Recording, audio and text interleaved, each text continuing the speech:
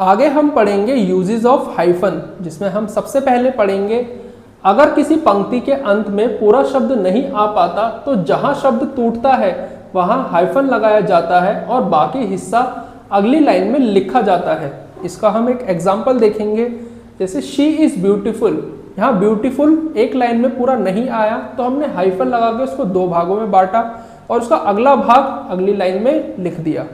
आगे हम देखेंगे दूसरा, एक सिलेबल वाले छोटे शब्द को नहीं तोड़ते, उन्हें हमेशा पूरा लिखना चाहिए, हाइफन लगा के दो लाइंस में नहीं बांटना चाहिए। इसके हम कुछ एग्जाम्पल देखेंगे, जैसे dog, cat, bag, box, ox. यह एक सिलेबल वाले छोटे शब्द हैं, इन्हें कभी भी दो भागों में नहीं बांटना चाहिए, ना ही हाइफन लगा के उसको दो अलग अलग लाइन में लिखना चाहिए। इन्हें जब भी लिखें पूरा शब्द लिखें। आगे हम देखेंगे तीसरा, पंक्ति के अंत में किसी शब्द का केवल एक अक्षर लिखकर हाइफन नहीं लगाना चाहिए। इसके हम कुछ एग्जाम्पल से समझेंगे, जैसे ग्रामर। यहाँ ग्रामर में हमने जी के बाद हाइफन लगा दिया और बाकी का शब्द अगली लाइन में लिख दिया, तो यह भी गलत है।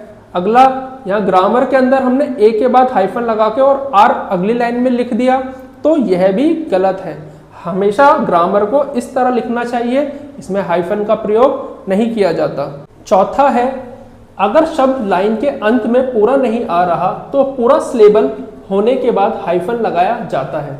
इसको हम एग्जाम्पल से समझेंगे, जैसे ब्यूटीफुल। ब्यूटीफुल जब लाइन में पूरा नहीं आ रहा तब हम उसमें हाइफन लगा के कुछ इस प्रकार से उसको लिख सकते हैं।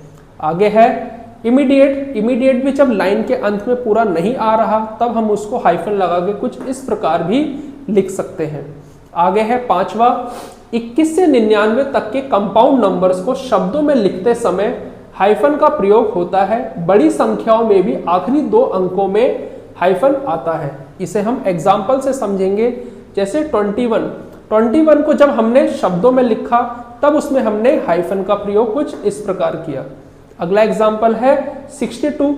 जब 62 को हमने शब्दों में लिखा तो उसमें भी हाइफन का प्रयोग इस प्रकार किया है।